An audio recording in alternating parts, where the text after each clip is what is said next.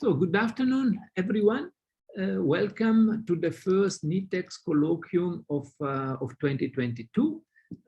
My name is Francesco Petruccione, and I'm the interim director of NITheCS. And since it is the first time we host a colloquium this year, I hope it's not too late to wish all of you all the best for a productive and successful year 2022.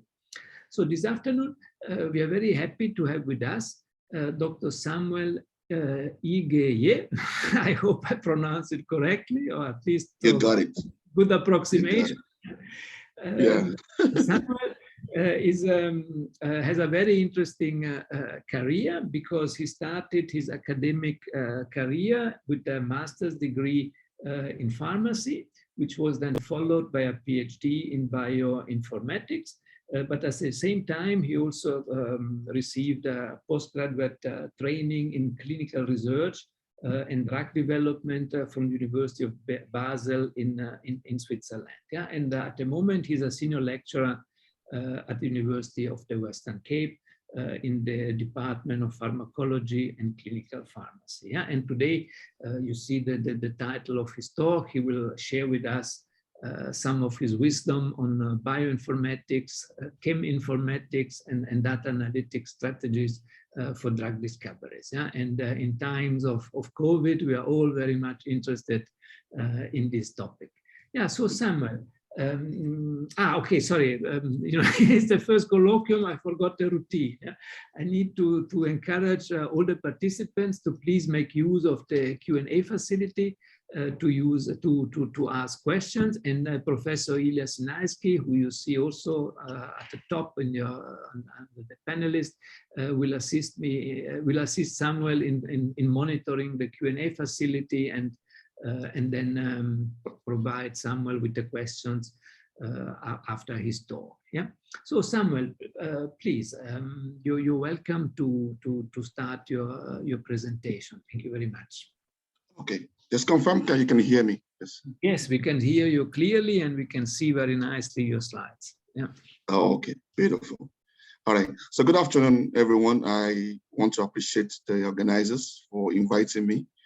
I'm particularly privileged to start 2022 colloquium, and I hope that this talk will get through to someone and be able to spark some sort of a collaboration, which is my goal at the end of this talk, and we can take this conversation beyond what we'll be doing in the next couple of minutes.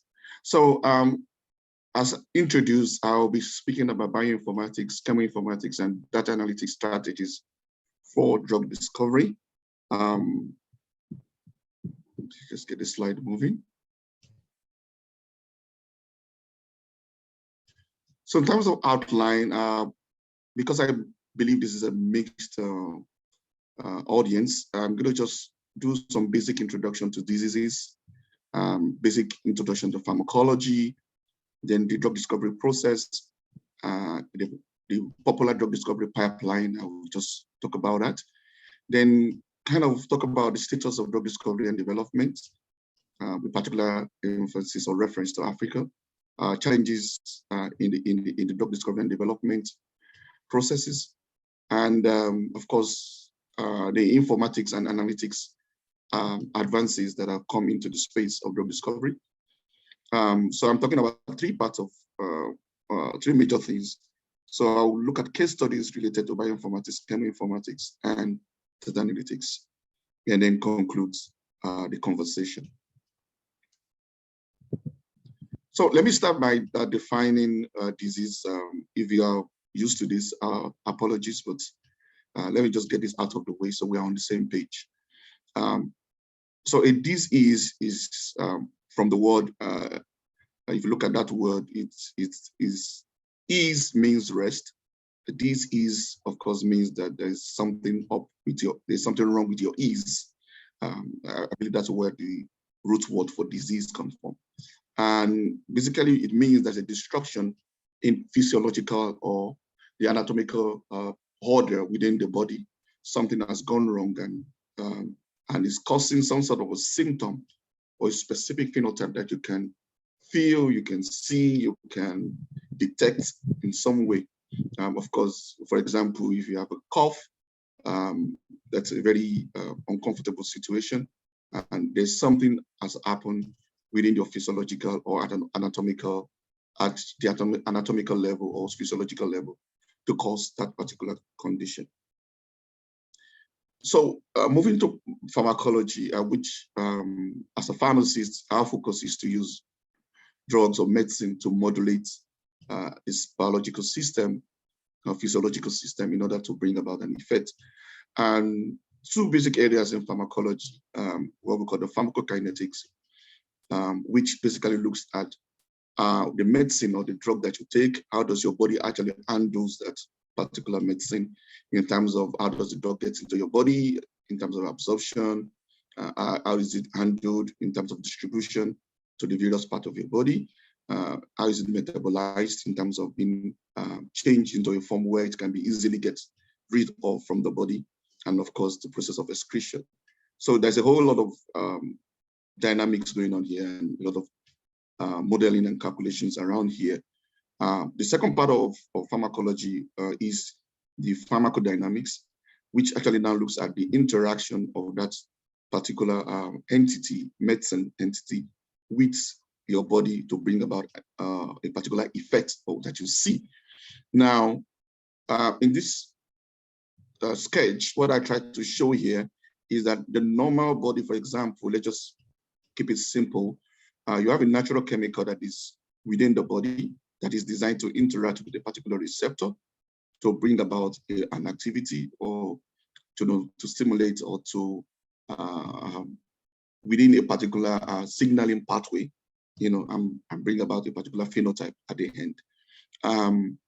You could have, based on the knowledge of this natural chemical that interacts with this receptor, or based on the shape of the receptor itself, you could design drugs or medicine or molecules, either small molecules or biologics, like small peptides or monoclonal antibodies, as the case may be, to interact with that particular receptor to bring about an enhanced cellular activity.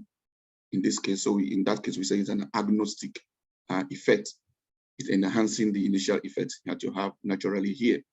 An antagonistic effect will be a situation where you now want to sort of find another molecule to actually occupy that space competitively, in such a way that it displaces or it doesn't allow the natural chemical to interact.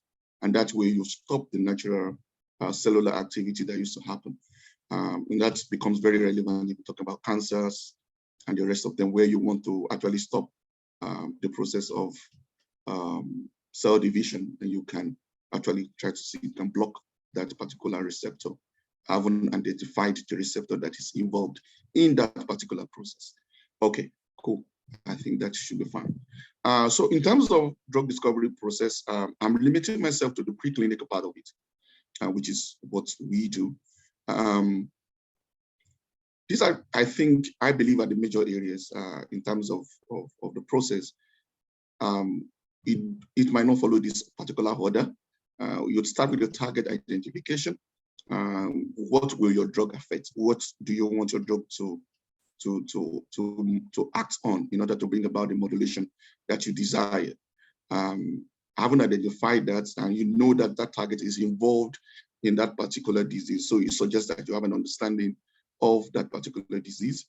Then you have a process of screening molecules, small molecules or biologics against that particular target. Then after screening, you're going to get a readout where you find out some compounds are active to bring about the effect that you want. Some are not, so you'll be able to sort that out, and you go to the next stage of now lead identification. Now, at this point of screening, you are more into the pharmacodynamics part of what I spoke about. However, when it comes to lead identification, you're trying to have a better understanding of specificity of that interaction of the compound with your receptor, and try to limit off-site effects, and also improve the pharmacokinetics of that particular compound then you do a test. Now, like I said, this might not follow this route, particularly in Africa, where in my research, I find that a lot of us have a lot access to herbal remedies, and these herbal remedies, there's a lot of research around isolating compounds from these natural remedies. So a lot of people do that extraction and screen compounds, not particularly against a target, but a whole cell assay, in which case you might not really know the particular target. So there is a need to go between from screening to target identification, and that gives you a bit of an understanding of what your target is eating before you can actually now come to lead identification. So so these arrows might not really follow the way it is, but the essence of showing you these are these essential processes. Now, traditionally, these essential processes take place, of course, in the lab. You do an experiment to find out the target. You actually do an either a low throughput or high throughput screening against a particular target or a whole cell organism, or then you begin to think about how do I optimize that particular compound to continue to have the effect that you have. So this usually takes a long time, but these days we are beginning to do most of these steps within the computer system prior to the in vitro testing. Okay, and I think that is the beauty of the age that we are in terms of computer age. Now, looking at the drug development pipeline, so I said I was limiting myself to the preclinical part, which is this section of that. You will see in the pipeline, there's a clinical development part, and of course, the approval part, and of course, it gets into the public. Then we will do phase 4 part of drug development, or basically called pharmacovigilance, when we continue to monitor the drug and get feedback that can help us to further develop new drugs, or sometimes the drug might be taken out of the system because of what comes out from this state. But my emphasis is on this side. Actually, my emphasis is to show you the process. That is a long process. It takes quite a long time to do. And there have been a lot of numbers being thrown around in terms of the cost of drug development for one particular drug. The other thing I want to show you is that the fact that you start with quite a large number of possibilities, and it goes down a lot of high attrition rates to a particular one that you get to the market. And of course, and failure along this step can be very costly. So literature has shown that failures are due to either toxicity or lack of efficacy. Lack of efficacy can be traced to inadequate target validation. So the initial step of identifying the target was not properly done. Let me not say was not properly done, but was not maybe exhaustive, and your target that you identify might not be involved in the disease, or might be involved in the disease, might not be the only target involved in the disease. And so it's possible that if you target that particular, if you knock out that particular target, or you modulate that particular target, the organism might find a way to continue that process using another pathway. So that's one way when we lose efficacy. And another thing is that we don't. There seems to be a lot of reproducibility along what we're doing currently. We don't have first-in-class compounds like we used to in those days. Now the challenge is, how do the big pharma find a way to de-risk this process? So, because it's best to fail as early as possible within this pipeline, so that it costs you less than failing, for example, in phase 3 or phase 2, or even post-approvals phase of the drug development. It's going to cost so much. And I think that the era of informatics and analytics has really come to play to kind of find a way to de-risk this process. So in terms of status of drug discovery and development, I just want to put a couple of thoughts across The first one is that the current drug discovery paradigm is not addressing the priority of developing countries. I believe that is the case. And the reason being that, which is linked to the third point, is that the big farmers are channeling innovations to more lucrative markets. You're looking at places that can afford to pay for the drug that goes through the pipeline that we just saw, and we've seen the cost of developing drug along that pipeline. So they're focusing more on that market. So you're looking at diseases that are affecting low population but high paying population, rather than a disease that affects high population but low paying population. So if you're in business, of course, it makes sense to think about that. Between 1975 and 2004, just about 1.3% of new chemical entities were developed for neglected diseases and tuberculosis. I mean, for those in tuberculosis, you know that those drugs have been there, especially the first line standard drugs have been there for ages. The other point I just want to get across is the fact that inadequate development of drug discovery capacity of countries that are actually endemic to some of these diseases. And finally, unexplored, or what I felt untapped human and natural resources. Although there's been some improvement in that, but we can do more in developing resources in that field.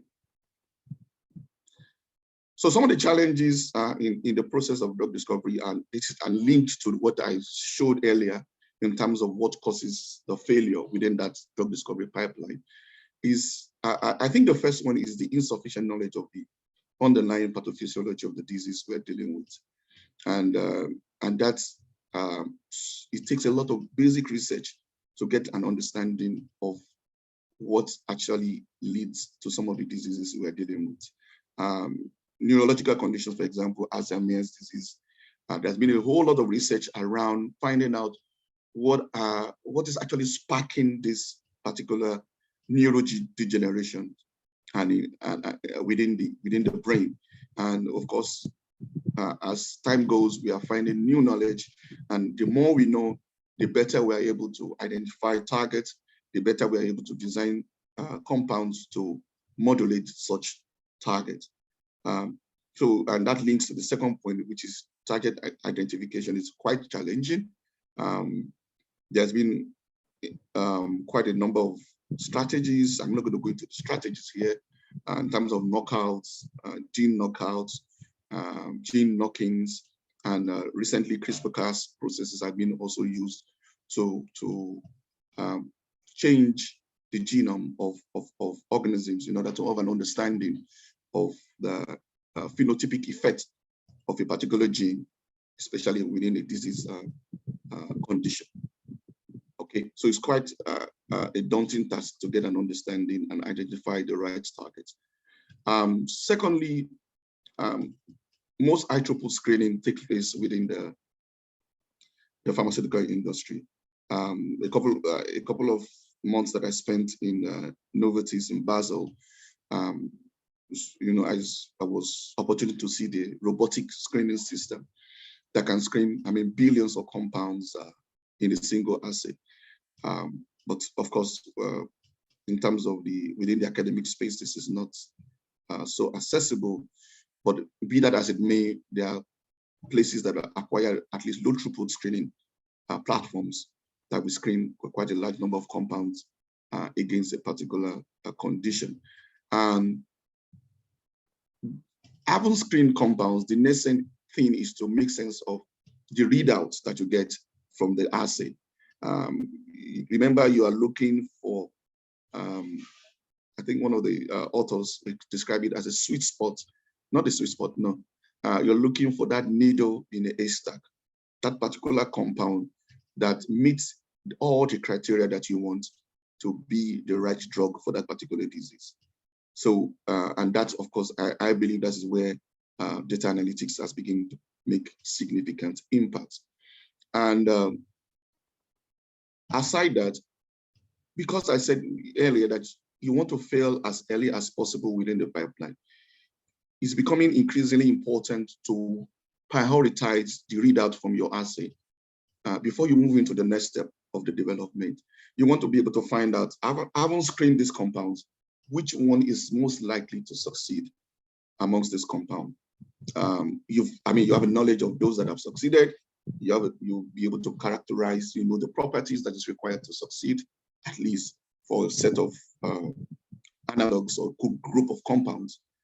Then the question now is, can you apply the model from that to what you're doing right now and be able to filter through the readouts from an assay and say, these are the drugs or the compounds that are most likely to succeed within the drug pipeline.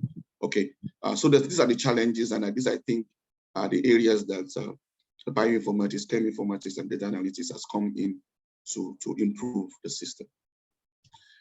Another thing that is quite challenging, and if you speak to any medicinal chemist, in the past, you screen, you get your readouts, maybe screen a set of compounds, you come back and do what we call a structural activity relationship.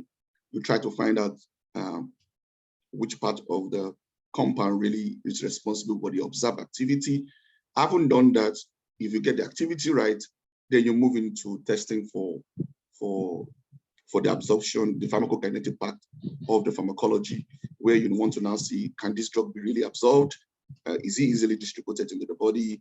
Can it be metabolized within the body and the rest of them? And if you look at that particular process, you might find out that it becomes a very difficult game, balancing those properties, because sometimes if you achieve absorption, you might lose potency. You might have good permeability and lose solubility, makes it difficult for you to formulate that particular compound. So there needs to be some sort of a multi-parameter optimization process where you can, on the fly, see the effect of your optimization on the essential properties that you need for that particular compound. Okay, so and I think that is an area that was challenging, but and we are getting a bit better in handling this space. Okay, so I'm going to get into what I think are the areas that have advances that have come to improve drug discovery. The informatics, particularly referring to the bioinformatics, in which case you're looking at a biological system predicated on the central dogma of molecular biology. We know that the genes leads to the RNA produces the protein, and the protein interacts with other small molecules to bring about a particular effect or within a particular pathway. All right, and there's been, of course, quite a lot of, just speaking to the genome itself, a lot of research have shown the effect of epigenomics on the opening and closing of the genome that leads to is being transcribed and the rest of them. Of course, bioinformatics is just looking at all these and trying to find the informatics around handling all the information that comes out from these processes. Now, Chem Informatics is relatively younger than bioinformatics, and it kind of borrows from bioinformatics, looking at modeling, the chemistry of compounds, chemometrics, statistics, mathematics, and joining all that together, ultimately trying to understand trying to put informatics around the data that's generated from interaction of molecules with biological systems, small molecules with biological systems. And of course, recently, data analytics has come to play. In this case, we're looking at making sense of the data that we have. Someone said in the past, we didn't have enough data and we were not making data-driven decisions. But these days, we have so much data.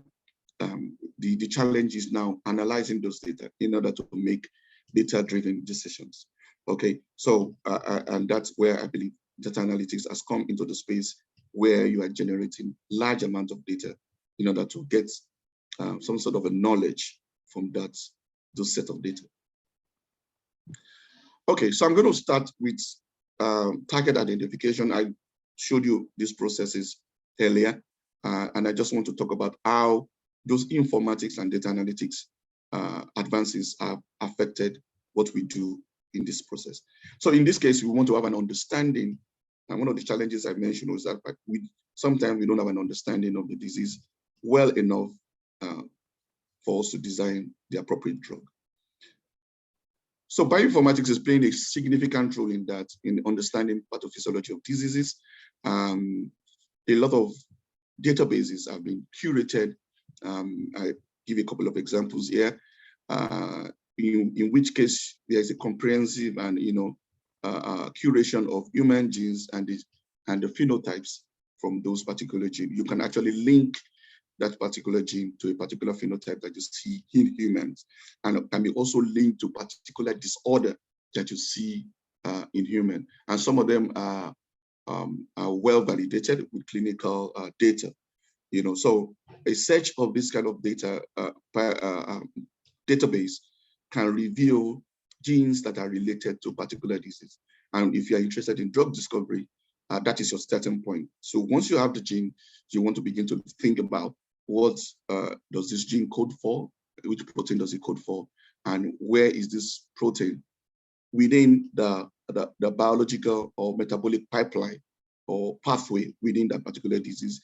And that comes, and that has been well created within the KEGG pathway, in which looks at metabolic processes within the body. So you can actually link your output from these to the KEGG pathway and begin to see what you can, where is this target located within the particular pathway. And of course, there are other databases, quite a number of them out there, the bioinformatics have allowed so many researchers to curate these databases that if you're interested in drug discovery, especially target identification, you can, these are valuable resources to start from.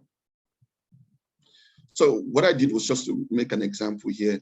Hypertension is especially what we call essential hypertension.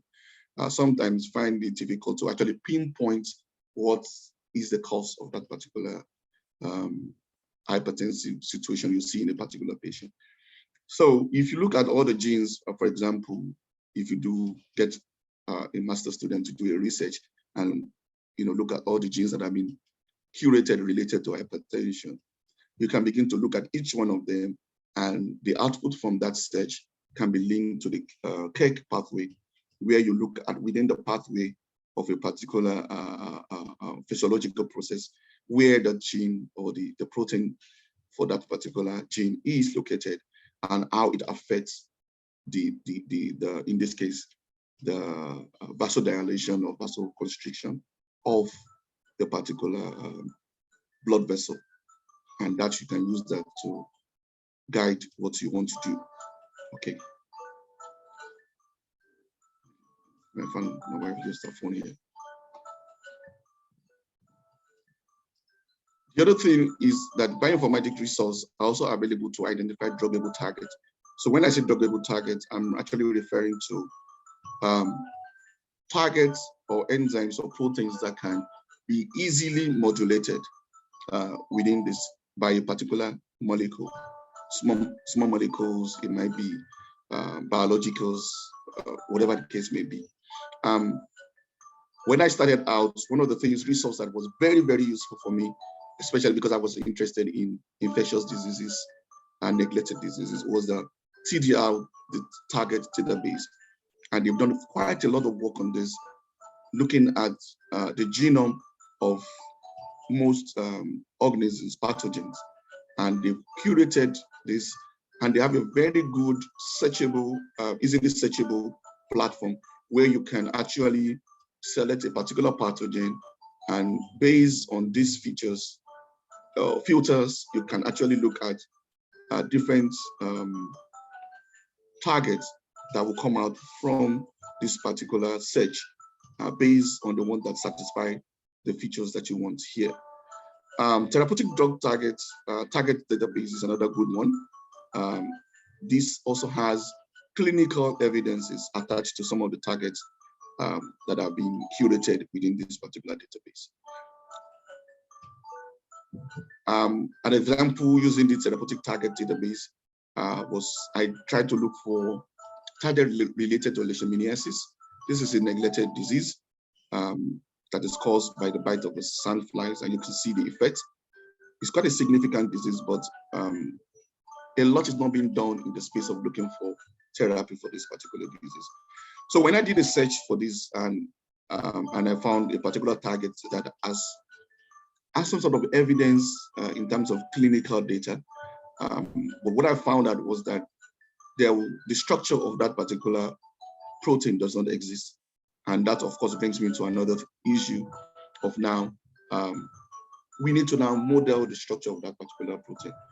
And Swiss model and recently AlphaFold have come to help in that space by providing the platform to generate the structures of some of these proteins. Because for you to do some of the things that I will talk about now, you need the structures of this protein in order to do your ligand or small molecule protein interaction. So while I was in Novartis, this particularly was one of the projects that I did with the group that was there, that was working on malaria. So currently we have quite a number of drugs that target what we call the erythrocytic stage of the malaria, in which case what we call the blood stage is this particular part of it. Okay. But what we know is that the malaria parasites reside within the liver, and it kind of becomes dormant in that space. And over time, even if you leave the endemic area, sometimes they might get activated, get into the blood, and start the cycle again. So the idea here was to see, if you look at the whole stage of the life cycle, can we find a gene that is expressed across all the cycle of the Plasmodium? And that way we were able to identify what we call the cross-stage genes, doing a search on PlasmoDB. So PlasmoDB is another good database that curated the genome of Plasmodium. And using that platform, we were able to identify a couple of targets. So we first did an in silico virtual screening. I think there were quite a number of compounds, 3-point-something million compounds. Then we got that, and we did quite a number of filtering and prioritization.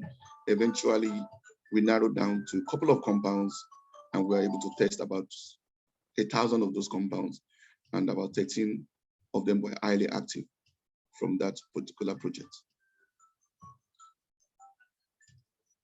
Now, Samuel, sorry to interrupt. Could you please switch off that background noise, because there are already a few messages that people can't really hear you. Thank you.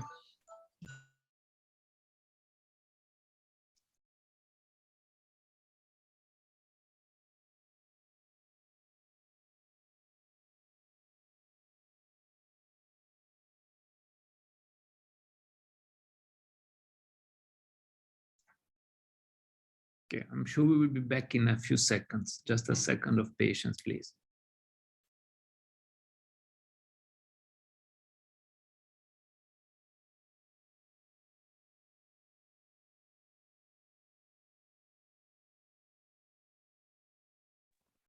Apologies for that. I think my wife left that tab on my room. No problem. Okay, all right. So what I just spoke about was a couple of cases in which case we were able to identify drug targets using bioinformatic resource, and also having an understanding of the disease physiology and pathophysiology using those bioinformatic resources. Now, I haven't done that. The next stage, of course, is to screen compounds against those known targets. And of course, after that, you want to optimize those compounds in order to have some sort of level of selectivity or improve the bioactivity that you have from the screening. And of course, that brings me to the era of Chemo Informatics.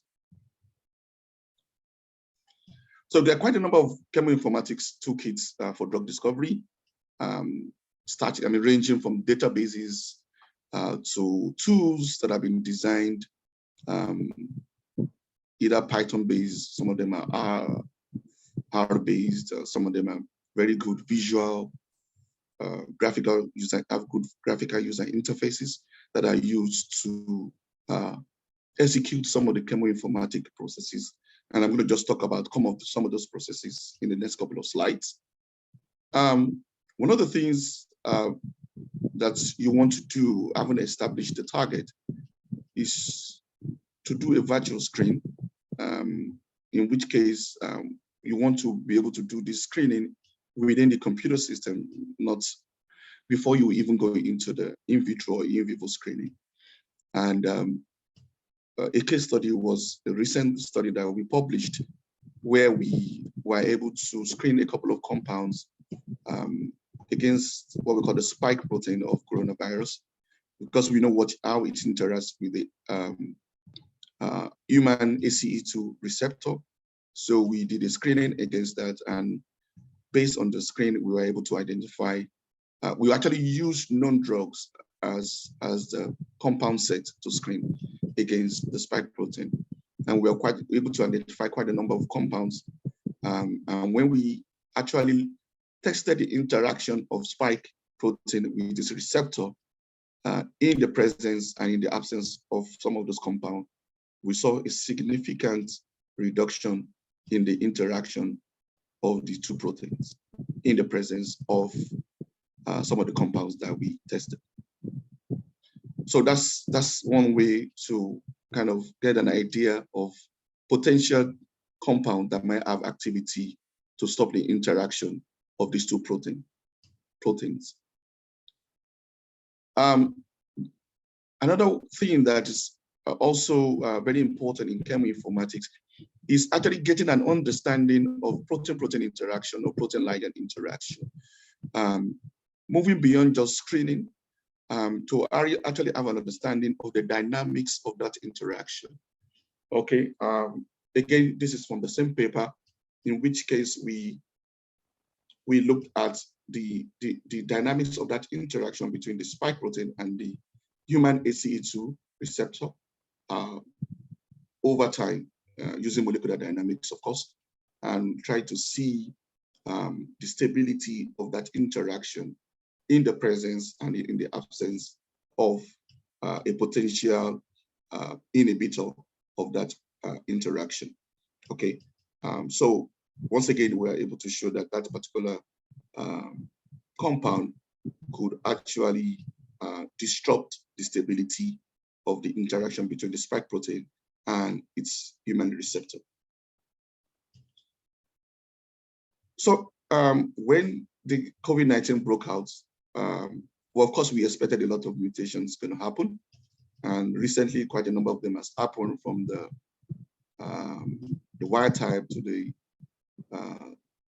B, the beta, the delta, and now the Omicron, and quite a number of mutations are still expected. So a couple of guys have put together what's called a SARS-CoV-MD. It's a database where you can actually query mutations and actually see the effect of those mutations on the interaction between the spike protein and the human receptor. And what I did was just do a quick experiment using that database and with your a couple of reported mutations, and you could see significant difference in some of the parameters that are used to estimate the interaction between the spike protein and the human receptor. So these are valuable resources that one, and I was really impressed with this resource, because you can begin to think about designing your either the peptide inhibitor or think about your monoclonal antibodies, having done some mutagenesis on the spike protein, and we can begin to predict some of the potential inhibitor of that particular interaction.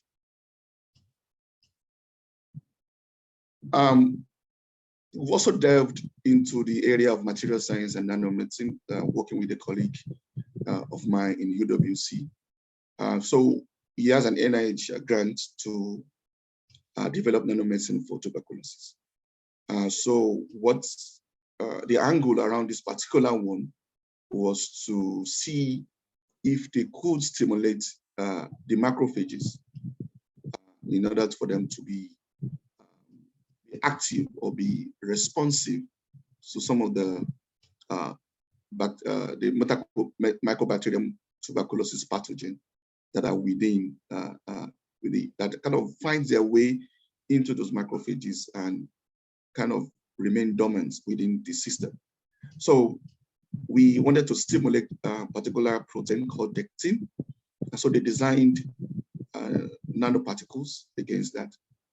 And they wanted to functionalize those nanoparticles. So what I mean by that is put some sort of what do you call it, a ligand on them, such that the ligand can stimulate the dectin. And that way you activate the macrophages to begin to do their job. But the challenge they had was that they didn't know how much of the ligand in terms of the polymer they were trying to deal with to put on the nanoparticles. So what I did was to do a simulation for them to see how much of the ligand is necessary, how long should the polymer be to achieve the interaction with the dectin, and in order to bring about the activation that they desired. Okay, and this another area where Chemo Informatics finding very good relevance. Yeah, so this was also published. Yeah, and they are continuing with that work. So now I'm still talking about working around ligand, protein interaction, and you can see from where I started from. Starting from just virtual screening, you can also move to the level of using molecular dynamics to better understand that interaction between either protein-protein or protein-ligand interaction. And ultimately, this interaction brings about the effect that we know. Now, QM, quantum mechanics and molecular mechanics are another way to get a better understanding of interaction that involves electron transfer.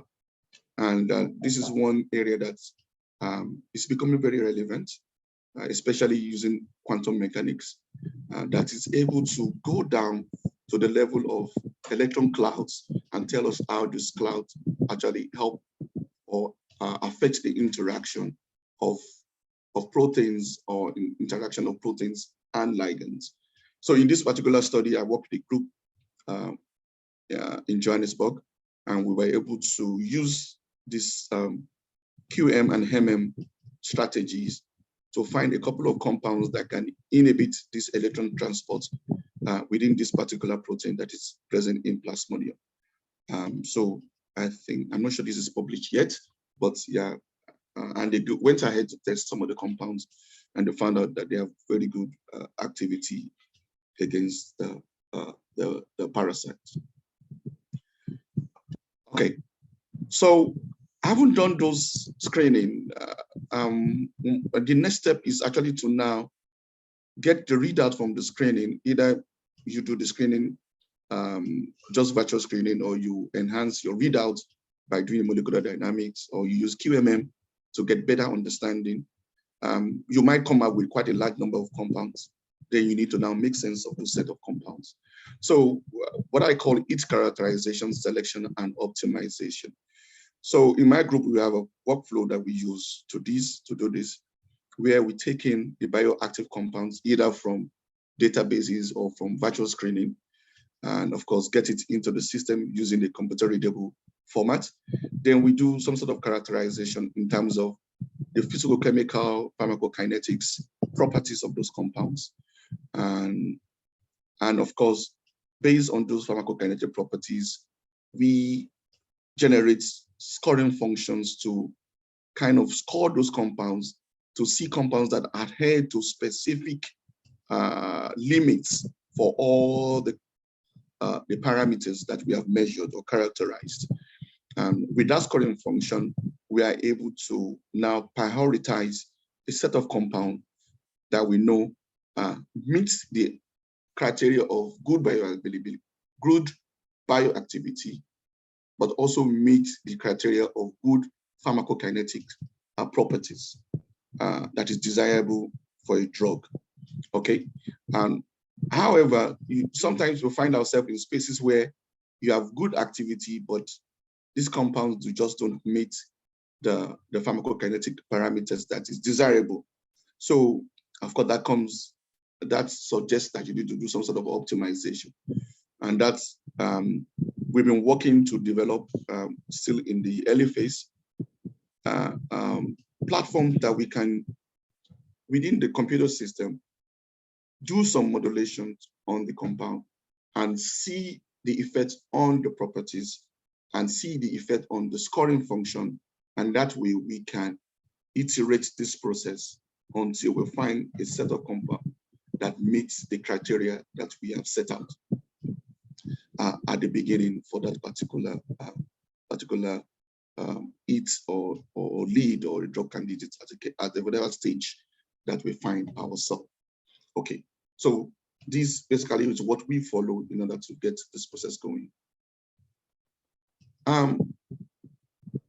The use of evolutionary algorithm is another way to do optimization that is not limited to the way we approach it in terms of just doing modification and seeing the effect. So the Novo drug design, there's quite a number of algorithms out there that I can use to do that. And simply what this means is that you start with a particular compound and you use that as a template and you begin to get the computer to begin to design compound either related to that, your parent compound, or different from your parent compound, but that satisfy specific physicochemical properties that you want. And so it goes on and continues to use this theory of evolution to generate offsprings from the parent compound that meets that particular set of criteria that you want. Finally, I'm just going to talk about data analytics and how it has helped us within the space of drug discovery. One thing that is very clear is that high diversity of your compound set, especially when you want to do a screen, kind of gives you a higher chance of getting or identifying bioactive compounds within your screen. So imagine you want to start screening 1 million compounds, for example. One of the things that is advised to do is find out the novelty of that compound set. It might be at the point of yours before the screen, or it might even be after your screen. In this case, what we are looking at is that we are looking at the set of compounds that have been tested against a particular organism, and we looked at compounds or drugs that are already available for that particular pathogen in the market. And we're trying to say, do we have a novel space for this set of compounds that have shown activity? Because if you especially when you have these pathogens that have developed resistance to some of these drugs, you don't want to start developing a particular compound that you know is very similar structurally or pharmacophory in terms of pharmacophore features, similar to a known drug that your pathogen has become resistant to. So this kind of visualization allows us to look at the chemical space and look at these two sets of compounds and be able to say, okay, if I want to develop any compound, I want to stick within the space where I know the current drugs are not, and be able to say, can we find first-in-class set of drugs that can be used to treat this particular condition? Traditionally, structural activity relationships can only be done in a few set of compounds, where the medicinal chemist needs to look at the set of compounds either by eyeballing and see if there are structural differences, and look at the activities read out from those compounds and be able to see structural differences that are related to the observed activity. But if you're dealing with thousands and millions of compounds from an IEEE screen, that is almost impossible to do. So running analytics like I show here is basically looking at the structural activity landscape index for a large set of compounds. We can't see compounds that are structurally similar, but in terms of potency or bioactivity, they are different. We refer to those as activity cliffs. And these are very interesting set of compounds that the medicinal chemists are interested in to see what are the chemical structural features that is driving that particular activity. In this particular example, you could see that the attachment of a methyl group in this particular case improved the bioactivity of this particular compound. I mean, these are basically the same set of compound, except for that methyl group on that side. This is another way of visualizing it using a network map. You can do the same visualization depending on your preference. So you can see structurally similar compounds and begin to figure out the differences in the structures and the difference in the activities. Finally, in terms of analytics, I've gone get very interested in machine learning, particularly when there are some assays that they are quite expensive to do. For you to buy a kit to run those assays, they're quite expensive. So before you do that, one way we have tried to approach it is to develop machine learning models based on compounds that have previously been tested. And by developing those models, we can actually predict the bioactivity of compounds that we want to test. And based on the readout from that prediction, we can actually now prioritize the set of compounds that we want to go ahead and spend money on to test in that particular assay. So we don't just, because we don't have the resource to test all the compound, we now need to do some sort of a prediction of the bioactivity prior to in vitro testing. And there are quite a number of platforms out there that can do the prediction. My favorite is, not speaking for them, but I particularly like NIThe. It's very easy to use for those that are starting out. But in terms of, if you really do one large set of compounds, I would advise that you use your Jupyter Notebook and your Python algorithms that are out there for machine learning. But we were able to use NIThe to predict anti-malaria activities for natural products that have been identified in here, and we are testing some of those natural products, and we are seeing very good results based on the predictions that we have made. So in conclusion, I just want to say that if you go back to this slide that I showed earlier, we begin to see how we are using bioinformatics in the area of understanding and identifying targets for particular diseases. And we are using Chem Informatics and data analytics to conduct compound screening, to understand the readouts from compound screening, to make sense of the large amount of data we get there out of the compound screen, and also to optimize that set of compounds that have been screened in order to get the desired potency or bioactivity and the pharmacokinetic property. And we can do all this within our computer system, and we are designing a workflow for this before we can take a set of compound and give to the medicinal chemist or the synthetic chemist to now either synthesize or test, if they are available compounds, to test within a biological system. And this way, we believe that we are able to kind of de-risk the process of preclinical drug development and reduce the chance of failure within the process. I want to acknowledge the the people that I worked with over the years. I did my PhD in SAMBI, the South African National Bioinformatic Institute. Did some work with Novo in their internship program, and also spent some time at EBI in Cambridge. It contributed so much to what I know. And I'm currently at the School of Pharmacy, where I reside within the discipline of pharmacology and clinical pharmacy. Thank you so much for your time and for your audience. Yeah, Samuel, thank you very much for a very, very interesting presentation. And you gave us a fantastic introduction to this area of research that is so relevant for all of us. I see one of the participants raised the hand, so I guess we can give the Anil the right to.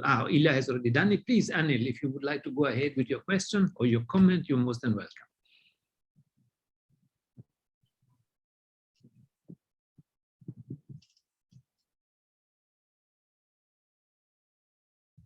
Anil, you need to unmute yourself if you would like to ask a question.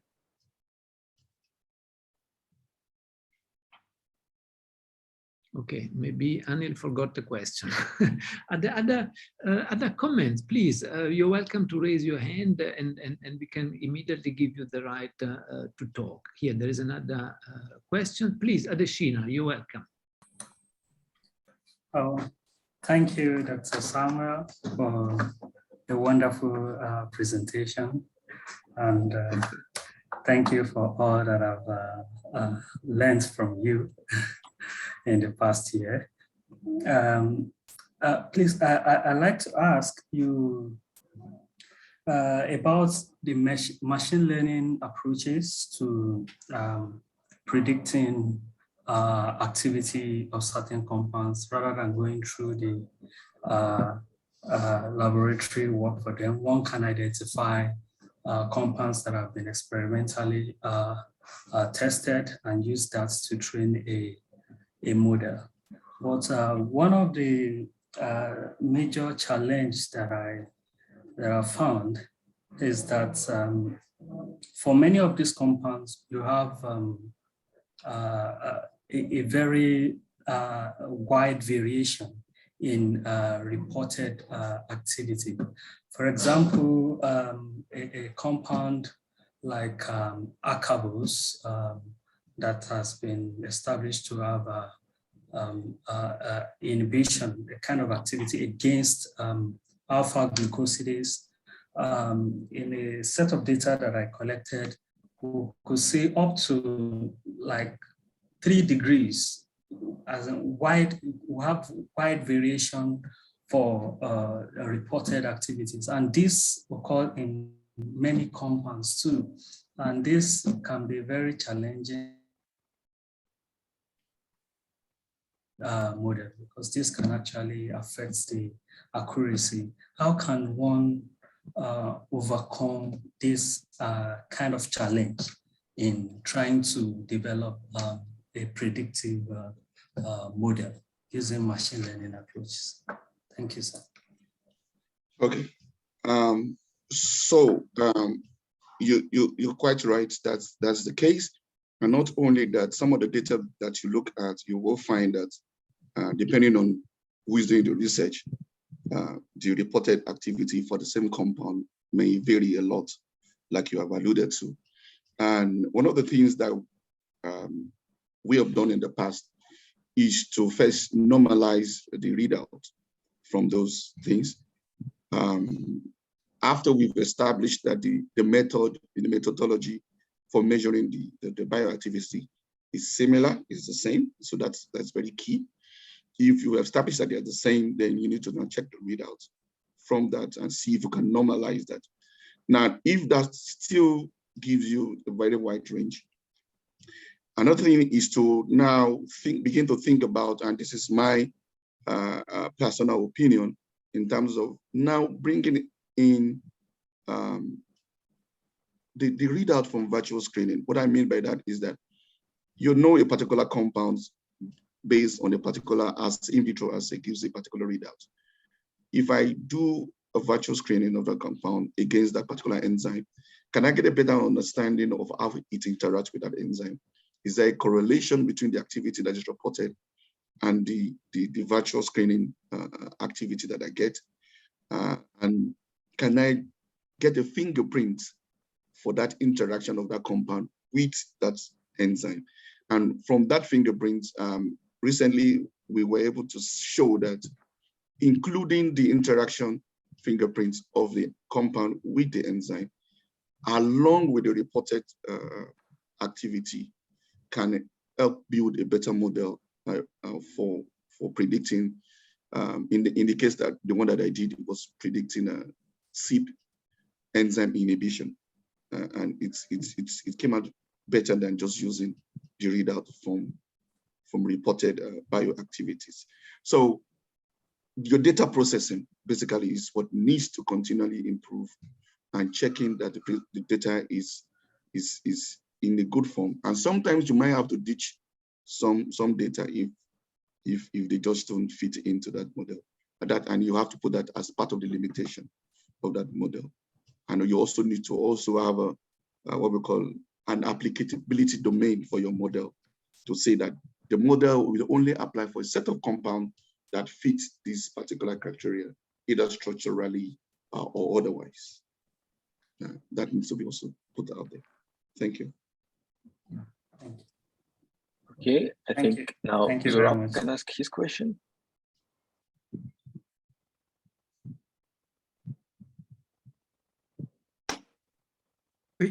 Is it my turn now? Yeah, you're welcome, Martin. Oh, yeah, okay. Yeah, welcome. Well, thank you for really nice and fascinating talk. Thank you. My question is maybe more of an applied maths question. So you mentioned evolutionary algorithms for sort of exploring compounds. I mean, I know that with searching and, continuum spaces, optimization with, a continuous function is kind of a hard problem. With these evolutionary algorithms, are there a lot of sort of parameters or hyperparameters or whatever you want to call them that are difficult to tune for that kind of thing to work efficiently? Or maybe you could say a few words about how these algorithms work in practice. I'm curious. Yeah. So yeah, without getting into the space of mathematics that I'm not an expert in, I need to allude to the fact that indeed you're right.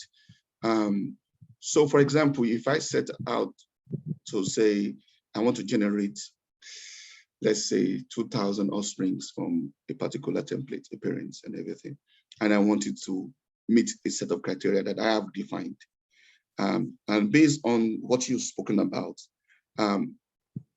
most of the time, I end up with up to, in some cases, 50 to 60% of the optimized compound not meeting that criteria.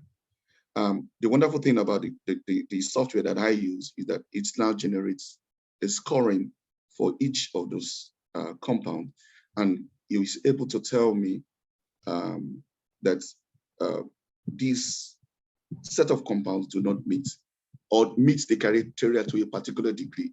I think it gives a scoring function between 0 and 1 and tells me, okay, this meets this particular criteria. The other thing that I've noticed in using this algorithms is that sometimes I don't know, maybe I did something wrong.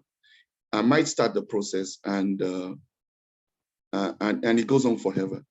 I will have to terminate the run sometimes. Perhaps the parameters I set was wrong. So it's a bit of a try and error sometimes. Sometimes I get it right, sometimes I don't. But most of the time, I was able to get up to 50% of optimized compounds that meet the criteria that I want. using those algorithms. Okay, thank you. Thank you, Martin. Okay, Zora. Thank you so much for a very, very interesting talk indeed. I had a question which was already answered, so I'm going to ask another question. Okay. Could you please tell us if there are some specific drugs that were developed out of the process of applying your initial input, and it went through the whole process and the actual drug was produced, or my question maybe is too naive. So do you work with production of actual drugs or not? That's the question. So let me get the last part of your question. Do I work with? Can you give examples of some drugs that were produced out of after applying your work to in the initial stage? Okay, all right. So at this point, I am not lucky to have a particular drug out there. I'm still working with a group. For example, I know that the one that we work with, the guys that I work with in Novo, without giving out the details. So the output from that particular case, I'm referring to the one that we're looking for, a compound that can target all the stages of Plasmodium. So that was taken further. Unfortunately, was an internship position, so I had to leave that.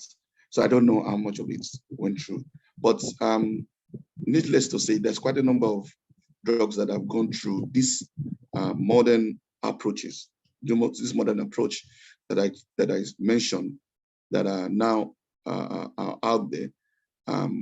The argument is that, and I don't really want to create a confusion. The argument has been that the advances that come from the informatics, Chem Informatics, Bioinformatics, and everything, the expectation is that we should have a lot of drugs being discovered for a lot of diseases, because we have a better understanding, we have better way of processing the data we get out and all that. But for some reason, the output is not as much as what we used to get when we used to go in blindly several years ago without the bioinformatics and the rest of them. When we used to discover drugs by serendipity, you just screen the compound and large set of compound and you see a lot of things coming out. The output hasn't been so much. However, the specificity of a few of them of the drugs that have been discovered in that process has been very good. A particular one will be the drug that you use specifically for breast cancer, a particular type of breast cancer, which went through this modern approach. And that way you are able to develop a drug. And it's very interesting with the diagnostic tool, in which case you are not treating everybody that has breast cancer. You are treating people that have that specific type of breast cancer with that specific type of drug so that they can optimally benefit from that. So, and I think that is, to me, is the benefit from this particular approach, because there's a lot of emphasis of toxicity and safety. So a lot of what we used to be allowed to go in the past, we are not allowing them that now. So the regulatory authorities are not allowing that. So you need to show that your drug is particularly safe. And for you to get that level of safety and little toxicity, then the specificity of that drug needs to be very, very good. And I think the bioinformatics and chemoinformatics processes have come to make that more realistic. I don't know if I answered your question. Yes, you have. Thank you so much. That was very good. Thank you. Okay. Aditapa.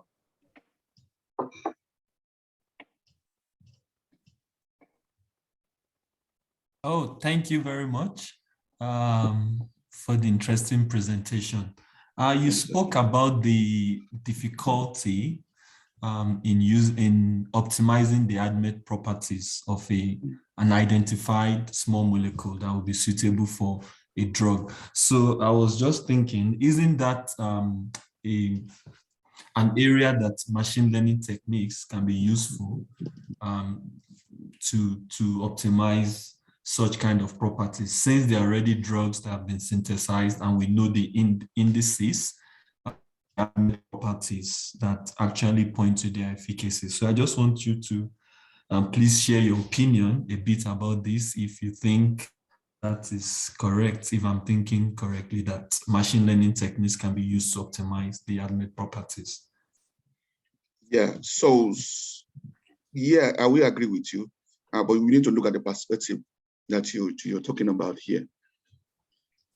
So if you have a particular drug and you already have compounds that you know, for example, that we inhibit the liver enzyme, you have another set of compounds that will enhance the liver enzyme, and you are interested in developing a drug that has a specific property with regards to the liver enzyme. So you can, of course, there are quite a number of models that have been developed using what you already know and use that to predict the specific tendency for your new compound to either inhibit or enhance the liver enzyme. Okay, so that's a very good area for that. But I haven't established that this compound, for example, using your machine learning model, does have the propensity to inhibit a particular enzyme. And it has shown good activity. I mean, all the other properties are wonderful, but you don't want this particular property because it's inhibiting a particular enzyme, which of course we know, if you're a clinician, you know, you don't want that because you don't want drug interaction at the end of the day. You need to begin to think about what is actually making it inhibit that particular enzyme. And so you need to get into a bit of the chemistry. And if you're able to establish that, you need to now think about, is that part of the molecule also involved in the activity that has already been reported? What happens if I change that? So I believe you need to marry by machine learning with an area called biohistorism, where you'll be able to say, what are the features that I need to change to maintain this property? Machine learning is improving. Reinforced learning, I think, is an area that can really, really help us in that area, you know, to begin to apply that to optimize. I'm not an expert, I just use it. And as much as I see a new tool or a new algorithm comes out, I begin to think about how can I apply that to the problems that we have. So I agree with you, they can be used, but you need to think about the new algorithm that have been developed, and now you can use that in your optimization process. I hope I answer your question. Yes, thank you. Thank you. Okay, and we've got one question in the Q&A. So Daniel is asking, I have a question from a pure data-centric view. You've showed us several databases of valuable data, and I'm sure it costs much to find it. Do any of these data sets have a relationship with the institutions that use their data to ensure a mutualistic relationship? It is a pharmacological database used in early screening, asking for users to upload data from tests of the drugs that reach in vivo or in vitro testing stages. Yeah,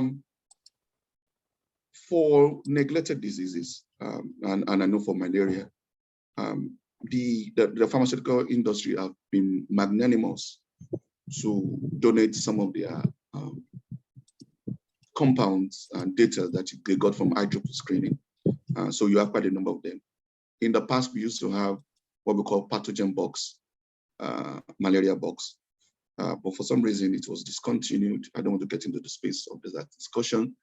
But some of the data are still available out there. One of the groups that I joined, I've not been very active, is Open Science. I've forgotten the short. Apologies. So it's a group of guys that are coming together and trying to use the data that have been, some of the databases and the data that are given by the pharmaceutical companies to now begin to work on that set of data. Some of them have compounds that are up to bioactivity. Some of them have compounds that have been tested in vitro, and some even have compounds that have been we've done pharmacokinetic properties evaluation on those things.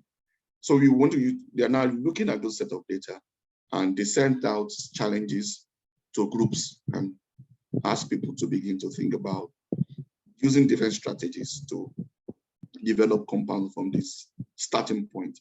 So to me, they are very good soft starts for us, especially in the academia, where we can use this compound and begin to use them as a starting point to develop our new drug.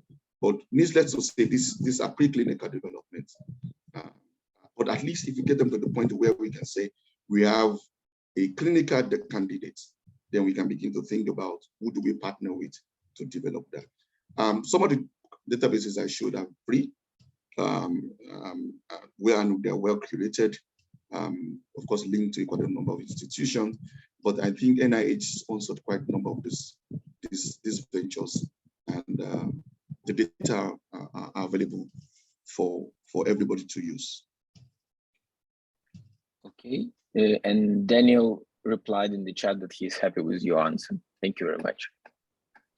I don't know, Francesco, do we have time for one more question, because there is one more raised arm? Okay, maybe if it is a quick question, please, because I also wanted to ask a question. So we need I just want to check if my mic is working. Yes, it is. Yeah. Thank you for giving me the final question. Dr. Egieyeh, thank you very much for the fantastic lecture. I just want to quickly ask about just some insight on how, because of your time in Novartis, on how cheminformatics is utilized in an industry, such a large industry like Novartis. Just some insight on how, for example, like how the cheminformatics team coordinates themselves with the drug design or chemistry team, or if they use proprietary software or the software that we use. And on a finishing note, where do you see this field of science go in the future? Where do you think Chem Informatics will evolve in the future? Thank you. Okay, so while I was in Novartis, I was lucky to work with a group called in silico lead development. So basically, what they do is that once you have I also work with a group called the CAD, the computer aided drug design group, that do the screening, in vitro screening, in silico screening. Then the output from that goes to the IEEE screen. So the IEEE screen feed into the in silico lead development. So this group sit down with the lead compounds, or with its compounds, and their job is to take those hits and develop them into lead with using the Chemo Informatics techniques. And I mean, it was quite an interesting, there's quite a lot of databases and the software that they use. Some of them are not free. I was very opportune to use some of them there while I was there, and quite, innovative and highly, what's the word I'm trying to look for now? Softwares that can actually, on the fly, look at the compound, look at the properties of the compound, and optimize large set of data in minutes, and you are able to pick out cherries from the set of compounds that have been tested. And sometimes, even in the optimization process, you are able to find a sweet spot, within the large data set, and know a particular compound that is. So in terms of the future, I see, sometimes I begin to think there's a blur line now between informatics and data analytics, and data analytics is beginning to swallow everything up. So no matter the data you generate, either biological, chemical, clinical data, data analytics is beginning to swallow everything. And the whole idea is to be able to get all this data, analyze them, get knowledge, and apply the knowledge for development. And that's, to me, is the future of all that we've been talking about. Thank you. Thank you. Samuel, maybe I can ask the very, very last question. At some stage, you mentioned quantum mechanics. Yeah, we definitely these are all at some stage. Yeah, and when you, for instance, if you think of a ligand and a protein, and you want to find out whether it docks or not, how important is the accuracy of the estimation, let's say, of the binding energy between the ligand and the protein to extrapolate on whatever properties you want? Or is it enough to have rough approximations? No. So my straight answer is very, very important, because currently what we have is a situation where, so I did an experiment with my student last year, just to plot the docking score from a virtual screen against the reported bioactivity, and you don't see a good correlation. Okay. So in order to improve that process, there are quite a number of things that have been done.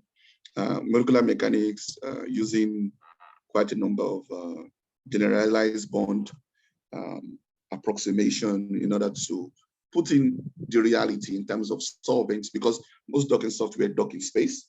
We don't really account for the solvents sometimes. You need to account for that. You need to account for flexibility. You need to account for the ionization state of the ligand based on the environment. So quite a number of things. And if you think about quantum mechanics, it goes beyond just approximating that you have a ball and a string estimation of a bond. It's actually now looking at, you know, the electron clouds and especially when it comes to electron movement within the mitochondria. So to me, that is an area that I've been so interested in and trying to see how quantum mechanics can help improve that approximation, you know, and actually let me not use the word approximation, really solve that equation, you know, with minimal approximation in order to get a good estimation of the interaction that you have either between a protein and a protein, or between a ligand and a protein. So to me, this is one area that I'm dying to collaborate and get a better estimation of this, so that you can go into your bioactivity testing with some higher level of confidence of the compounds that you are proposing. Excellent. Thank you. Thank you very much. Thank you. So there is still lots to be done. There's a lot to be done. Thank you. Then I'm just concerned about the time now. And I think this is the right moment to thank Samuel very much for a very, very nice and interesting talk that raised lots of questions, and probably will raise also, hopefully induce some new collaborations in our South African research enterprise. Yeah. And before I wish you a good evening, I would just like to remind you that as per last year, also this year, we want, after the webinars, maybe have a quick social in Kumo space, and I edit again the link in the chat. So if you are interested in an informal quick chat, please join us just now in Kumo space. So Samuel, again, thank you so much. I'm sure we will stay in touch. Thank you. And we will start following your career. And thank you. And a good evening to everyone. Ilya, thank you for your assistance as well. And next Monday at 4, we'll be here again. Thank you very much. And I hope to see some of you in Kumo space just now. Thank you. Thank you very much. Have a good evening. Thank you. Thank Bye you bye. all. Thank you very much. Thank you, Ilya.